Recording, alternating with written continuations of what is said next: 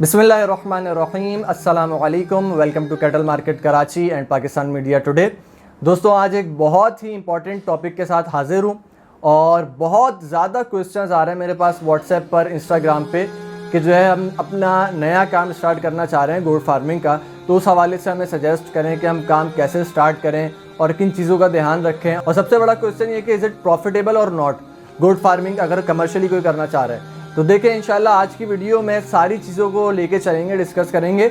आपको की पॉइंट्स मैं बता दूंगा क्योंकि ऑलरेडी मैं इन टॉपिक्स के ऊपर लास्ट ईयर वीडियो बना चुका हूँ। मेरी प्लेलिस्ट है गोट फार्मिंग की, जिसमें मैं यानी कि जो भी मैंने गोट फार्मिंग से रिलेटेड जितनी भी वीडियोस बनाई हैं उसमें ऐड की हुई हैं। उसका लिंक आपको डिस्क्रिप्शन में मिल जाएगा, तो आप वो वाली प्लेलिस्ट जाके देख सकते हैं। 1 बाय 1 दाना कौन सा होना चाहिए, किस तरीके का होना चाहिए, सेटअप कैसे बनाना है, अपने सारी चीज़ें हैं। बट ये है कि फिर भी बहुत सारे दोस्त जो अभी जिन्होंने सब्सक्राइब किया है तो वो क्यूरियस हैं कि किस तरीके से हम जो है वो एक नया सेटअप बनाएं और ये प्रॉफिटेबल काम है कि नहीं। तो वो इंशाल्लाह हम इस वीडियो में डिस्कस करने वाले हैं। वीडियो प्लीज़ एंड तक देखिएगा, पसंद आए तो लाइक ज़रूर करिएगा। एंड तक देखने के लिए इसलिए कह रहा हूँ कि भाई रैंडम बातें करने वाला हूँ, कोई स्क्रिप्टेड वीडियो नहीं है। जो आप लोगों के सवालात मुझे याद हैं उनके जवाब अपने एक्सपीरियंस से आप लोगों को मैं बताता रहूँगा। तो प्लीज़ एंड तक देखते रहिएगा ताकि कोई चीज़ मिस नहीं हो। और मज़ीद ऐसे टॉपिक्स पर वीडियोस देखने के लिए कैटल मार्केट कराची को सब्सक्राइब कर लें। चलें जी, स्टार्ट करते हैं वीडियो। सबसे पहला क्वेश्चन कि ये काम प्रॉफिटेबल है या नहीं है। सिंपल सा आंसर है, ये काम उस बंदे के लिए प्रॉफिटेबल है जो इस काम को फुल टाइम लेके चलना चाहता है। कमर्शियली अगर आप इस काम को करते हैं तो आपको फुल टाइम देना पड़ेगा। आप इसको as a part time job या ये कि आपने अपने छत के ऊपर छोटा सा सेटअप बना लिया और ये सोच लिया कि ये काम खुद ब खुद होता रहेगा, आप सिर्फ दाना वाना देते रहेंगे बकरों को और साथ में आप अपनी कोई जॉब भी करते रहेंगे, तो ये काम करना बहुत मुश्किल है। कुछ एक्सेप्शनल केसेस हैं, कुछ लोग इस तरीके से कर रहे हैं और प्रॉफिट भी अर्न कर रहे हैं, वो एक अलग बात है। बट हम बात कर रहे हैं उन्होंने एवरेज, ये काम करना बहुत मुश्किल है किसी दूसरे काम के साथ। उसका रीज़न ये है कि ये लाइव स्टॉक है, ये आपकी पूरी तवज्जो मांगता है। और बकरा लाइव स्टॉक के अंदर गाय, भैंस, बैल, सबसे ज़्यादा जो कमज़ोर जानवर, नाजुक जानवर है वो बकरा है। आधे से 1 घंटे के अंदर एक सेहतमंद बकरा अफारे ऐसी बीमारी में आता है, गैस हो जाती है, उसमें पेट फूल जाता है और आधे से 1 घंटे में वो मर जाता है अगर आप उसका फौरी ट्रीटमेंट ना करें। तो इसके लिए आपको फुल टाइम मौजूद होना ज़रूरी है, आपकी फुल टाइम 24/7 केयर उसकी ज़रूरी है, वरना आप इस काम को कमर्शियली एटलीस्ट लेके नहीं चल सकते। शौकिया इस काम को किया जा सकता है, यानी कि अगर आप घर पे एक छोटा मोटा सेटअप बनाते हैं। दूसरी बात, काम स्टार्ट करने के लिए आपने सबसे पहले ये चीज़ देखनी है कि आप जिस इलाके के अंदर, जिस शहर में काम कर रहे हैं, वहाँ पर डिमांड एंड सप्लाई रूल क्या है। कराची के अंदर अगर मैं बात करूँ तो बहुत ज़्यादा बकरों की डिमांड है और हर साल बढ़ती जा रही है और हर साल सप्लाई जो है बकरों की वो कम होती जा रही है। लेकिन कराची में एक बड़ा मसला ये है कि खुद से पालने में बकरा महंगा आपको बहुत ज़्यादा पड़ जाता है। At the end of the year जब आप उसको सेल करने जाते हैं तो मंडी में जो बकरे आए हुए होते हैं, गांव वगैरह में जो पाले हुए होते हैं, उन्होंने लो कॉस्ट के ऊपर पाले हुए होते हैं, बहुत मिनिमम उनकी कॉस्ट लगी हुई होती है। तो वो बकरे वो सस्ते सेल कर रहे होते हैं, जबकि आप जब कराची से दाना खरीद रहे होते हैं और यहाँ पे फिर आप सेल करते हैं पूरा साल दाना खिला के, तो वो फिर आपकी कॉस्ट बढ़ चुकी होती है, तो वो नहीं बिक पा रहा होता। इस सिनेरियो में सिर्फ वो बंदा बेच पाता है जो बहुत पुराना फार्मर हो और उसने एक लार्ज स्केल के ऊपर काम किया हो, बहुत सारे बकरे पाले हों और यानी कि इतना ज़्यादा वो दाना मंगवाता हो कि यानी कंटेनर के कंटेनर यूँ कह लो या यूँ कह लें आपके उसके यानी कि ज़्यादा क्वांटिटी की वजह से दाना उसको थोड़ा बहुत सस्ता पड़ता हो और ओवरऑल जो उसके एक्सपेंसेस हैं वो ज़्यादा बकरों पर डिवाइड होने की वजह से रिड्यूस हो जाते हो।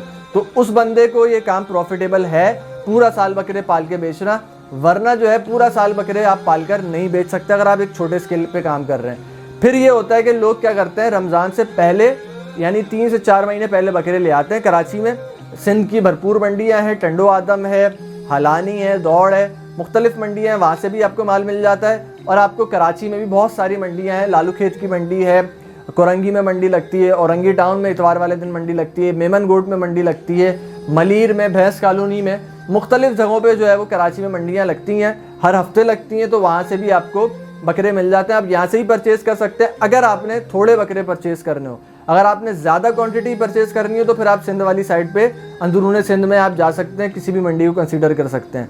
ये बात भी मैं थोड़ा सा एक्सप्लेन करूँगा, हालांकि थोड़ा सा ऑफ टॉपिक बात जा रही है। अंदरूनी सिंध से आप ज़्यादा जब बकरे परचेज़ करने हो तभी जाएँ, ज़्यादा से मुराद है कि कम भी 15-20 बकरे आपको लेने हो तो आप जाएँ, वरना अगर आपको 10 से अंदर अंदर बकरे ख़रीदने हो तो आप कराची की किसी मंडी से ख़रीद लें या किसी फॉर्म से ख़रीद लें। उसकी वजह ये है कि जब बकरा ट्रैवल करता है, बकरा बहुत ज़्यादा नाजुक है, जब बकरा ट्रैवल करता है तो अगर मंडी में वो बीमार ना भी हो, वैसे तो मंडी में नॉर्मली बीमार या ऐब वाला नुक्स वाला माल मिलता है, प्रॉपर माल क्वालिटी में एक नंबर माल जो होता है वो मंडी में आता ही नहीं है, बहुत शाज़ो नादिर ऐसा होता है। तो जो आपको वहाँ से आप अगर सेहतमंद भी लेकर आ रहे हैं तो कराची लाने तक कम से कम भी अगर आप टंडो आदम से भी लाते हैं तो 4-5 घंटे का सफ़र है कराची आने तक का। इस दौरान बकरा लामुहाला जो है वो कुछ ना कुछ बीमारी में आता है। 10-15 बकरों में एक बकरा भी अगर आपका बीमारी में आता है और आप उसको फ़ौरन से उसका ट्रीटमेंट नहीं कर पाते लाते के साथ ही, तो वो फिर बीमारी फैल जाती है। एक बकरा भी अगर आपके 10-15 बकरों में मर जाता है तो आपका सारा प्रॉफिट ख़त्म हो गया उसके लॉस की वजह से। तीसरी चीज़ जो बहुत ज़्यादा इंपॉर्टेंट है वो है फिजिबिलिटी बनाना है एक्सपेंसेस से रिलेटेड। बग़ैर किसी यानी कि होमवर्क के, किसी भी बुक वर्क के बग़ैर लोग काम स्टार्ट करते हैं। दूसरों को देखा देखी कि ये काम कर रहा है, इतने अरसे से ये प्रॉफिट कमा रहा है और इसने इतना प्रॉफिट कर लिया तो हम भी चलो शुरू करते हैं। तो वहीं पर ही वो गलती कर जाते हैं जब उनके सामने वो छोटे छोटे छुपे हुए एक्सपेंसेस नहीं होते, हिडन एक्सपेंसेस नहीं होते, जो बाद में जब वो काम शुरू करते हैं तो उनके सामने आते हैं। फॉर एग्जांपल वैक्सीनेशन का खर्चा है, डिवॉर्मिंग का खर्चा है, छोटे मोटे इलाज मुआवजे होते हैं। सिर्फ इवन के 10 अगर बकरे को लग जाएँ तो उसका 100-200 रुपये का पर डे का उसका खर्चा खाली दाने से हट के वो उसके इलाज के ऊपर ट्रीटमेंट पर आ जाता है। डॉक्टर अगर आपको बुलाना पड़े, आप स्टार्ट में खुद इलाज नहीं करते, तो एटलीस्ट डॉक्टर जो है वो घर पे आने के 500 रुपये चार्ज करता है पर विजिट के। ये एटलीस्ट मैं आपको बता रहा हूँ, चाहे बीमारी कोई भी हो। ज़्यादा हो तो फिर वो 1000 रुपये भी कोई डॉक्टर चार्ज कर लेता है, 1500 तक भी चार्ज कर लेता है। वो देखता है कि आप कितने पानी में हो और आपको फिर वो चार्ज करता है। खैर, तो आपने फिजिबिलिटी बनानी है कि आपकी कॉस्ट क्या आएगी एक बकरे की पर मंथ की। मैं अपने लास्ट ईयर की बताता चलूँ तो 3000 रुपये मंथली मुझे पड़ती थी कॉस्ट ऑन एन एवरेज, यानी कि जिसमें कोई बहुत हाई फाई दाना नहीं होता था। उसमें सिंपल 2-3 चीज़ें हैं। चने का छिलका है जिसकी इस वक्त कॉस्ट जो है वो 80-85 रुपये किलो चल रहा है। इस सीज़न में बकरा ईद में उसकी ये प्राइसिंग थी। अभी मुझे नहीं पता मुझे लेटेस्ट क्या है। गंदुम है जो आपने गंदुम खिलानी है या तो दलिया की शक्ल में या साबुत खिलानी है। इसके अलावा जो है आपने उसको जंतर खिलानी है या लूसन खिलानी है। लूसन की गड्डी कराची में 5 रुपये की एक गड्डी चल रही है। जंतर के रेट्स 15 रुपये से 25 रुपये तक चलते हैं, वो सीज़न में वेरी करते हैं। इसके अलावा फिर और बहुत सारे एक्सपेंसेस हैं, जैसे कि सफाई सुथराई का खर्चा, अगर आपने भालू मिट्टी डलवानी है अपने सेटअप पे तो उसका खर्चा, कोई बंदा आपने अगर रख रहे हैं सैलरी के ऊपर तो उसकी सैलरी, उसके खाने पीने का खर्चा, और फिर बकरों को नहलाने धुलाने का खर्चा। ये सारी चीज़ें छोटी छोटी ऐसी हैं। खुर बनवाने का खर्चा, बाल कटवाने का खर्चा, जो हमारे सामने नहीं होते।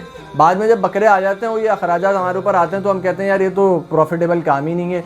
वो इसलिए कहते हैं हमने पहले से कोई फिजिबिलिटी, कोई खाका अपने जहन में बनाया नहीं होता और ऐसे ही हम काम स्टार्ट कर देते हैं। अच्छा, इसके बाद आ जाते हैं बकरों की बीमारियों के ऊपर। तो भाई बकरों की बीमारियां जो हैं वो आपको पता होनी चाहिए और उनकी वैक्सीनेशन आपने प्रॉपर करवानी है ताकि आपके बकरे बीमारी से बचे रहें। इसके बाद आ जाता है नस्ल वाला सबसे बड़ा क्वेश्चन जो आजकल पूछा जा रहा है और इस पर मैं एक डेडिकेटेड वीडियो भी बना चुका हूँ, मेरी प्लेलिस्ट में आपको मिल जाएगी। एक कौन सी नस्ल हमने परचेज़ करनी है जो प्रॉफिटेबल हो। इसका कोई एक जवाब नहीं है। ये अगेन जवाब वेरी करता है आपके रीजन के ऊपर, आप किस इलाके में, किस शहर में रह रहे हैं और वहाँ पे किस नस्ल की ज़्यादा डिमांड है। कराची की अगर मैं बात करूँ तो यहाँ पे जो अंदरून सिंध की नस्लें हैं वो तकरीबन सारी नस्लें जो हैं वो इजीली सेल आउट हो जाती हैं, चाहे वो टेडी टापरा हो, बर्बरी हो, कामोरी हो, पटेरी हो, गुलाबी हो। ये सारी नस्लें जो हैं वो अंदरून सिंध की और कराची की नस्लें हैं। ये यहाँ पर ईज़िली सेल भी हो जाती हैं, परचेज भी आप इजीली यहाँ से कर सकते हो। लेकिन इनके अंदर जो बड़ी नस्लें हैं यानी कि अपना कामोरी हो गई और गुलाबी हो गई, ख़ास करके ये दो नस्लें ज़रा नाजुक हैं और परचेजिंग के एतबार से महंगी मिलती हैं। बेचने में अगर आप इनको अच्छा तैयार नहीं करेंगे और इनमें अच्छी क्वालिटी नहीं होगी तो फिर ये इजीली बिकती नहीं है। अगर मैं ख़ासकर कामोरी या गुलाबी की बात कर रहा हूँ, अगर आपने उसको जैसा उसका हक़ अदा नहीं किया और वैसा नहीं बनाया तो फिर आपके अच्छे पैसों में सिर्फ गुलाबी होने की वजह से वो नहीं बिकेगा। बड़ा होने के बाद बच्चे अपनी ब्यूटी के ऊपर बिक जाते हैं अच्छे पैसों में, लेकिन बड़े होने के बाद अगर आप कुर्बानी के लिए पाल रहे हैं फिर उनको बेचना, अगर आपने बहुत अच्छे तरीके से तैयार किया तो बिक जाएंगे, वरना बहुत मुश्किल है। लेकिन टेडी टापरा, बर्बरी और बिसर टापरा ये कुछ ऐसी नस्लें हैं, या देसी टेडी और टापरा की क्रॉस या टापरे का और देसी का क्रॉस, ये ऐसी नस्लें हैं जो कि आपको ईजीली आप परचेज़ भी कर सकते हैं, ईजीली सेल भी हो जाएंगी, पलने के एतबार से ईजीली पल जाएंगी, बीमारियों में कम आएंगी और दाना भी जो भी आप खिलाएंगे ईजीली हज़म कर जाएंगी दाने को। अच्छा, अब दाने के एतबार से एक और बात अभी जहन में आई कि सिर्फ दाना जो है वो खिलाना ज़रूरी नहीं है, बल्कि दाने के अलावा आपको मिनरल मिक्सचर, आपको विटामिन के इंजेक्शंस या विटामिन के आपको ब्लॉक्स वगैरह या पाउडर फॉर्म में मिनरल मिक्सचर आपको जो है वो देना होता है जानवर को, जो कि उसकी यानी कि अंदर से इम्यूनिंग सिस्टम को भी स्ट्रॉन्ग करता है और उसके जो जितने भी विटामिन्स की और मिनरल्स की डेफिशिएंसी है उसको कम करता है, तो उसको दाना लगता है। और इसके अलावा साथ साथ आपको हाजमे का कोई चूरन और इस तरह की चीज़ें भी उसको देनी होती हैं, जिसके बाद जाके जो है आपका एक प्रॉपर जानवर तैयार होता है और फिर आप एक प्रॉफिटेबल इसमें बिजनेस कर सकते हैं। बेसिक फिजिबिलिटी की अगर मैं बात करूं तो आप जो है इसके अंदर 2-4 बकरे स्टार्ट में रख के, मैक्सिमम 5 बकरे स्टार्ट में रख के उनको अच्छे से पाल के उनको टेस्ट कर सकते हैं कि अगर उसमें से एंड ऑफ द ईयर आपके सेल नहीं भी होते तो 1-2 आपने घर में कुर्बान कर लिए, 3 भी अगर आपके उसमें से सेल हो गए तो आपका एटलीस्ट नुकसान नहीं हुआ और आपको एक एक्सपीरियंस हो जाएगा।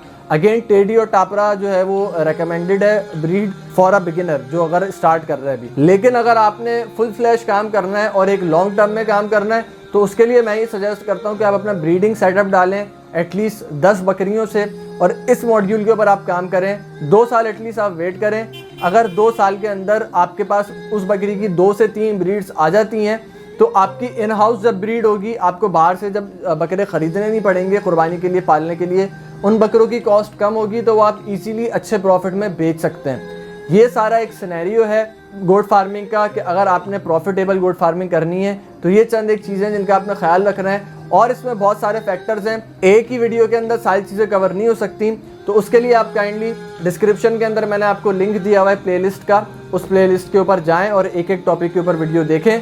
और मज़ीद ऐसी वीडियोज़ के लिए कैटल मार्केट कराची को सब्सक्राइब कर लें। मुझसे कोई मशवरा लेना हो या कोई बात पूछनी हो तो व्हाट्सएप पर काइंडली रब्ता नहीं करें, वहाँ मैं जो है वो मेरा पर्सनल नंबर है, उसके ऊपर मैं आपको जवाब नहीं दे पाऊँगा। इंस्टाग्राम का जो मेरा हैंडल मैं मेंशन करूँगा उसके ऊपर आप मुझे पहले फॉलो कर लें, वहाँ पर आप मुझे DM करें, मैसेज करें, वहाँ इंशाल्लाह मैं आपको कोशिश करूँगा कि जितने अच्छे तरीके से असिस्ट कर सकूँ, टाइमली मैनर में आपको असिस्ट करूँ। वीडियो पसंद आई हो तो लाइक एंड शेयर ज़रूर करिएगा। मज़ीद वीडियोज़ के लिए कैटल मार्केट कराची को सब्सक्राइब कर लें। Thank you so much. अस्सलाम वालेकुम।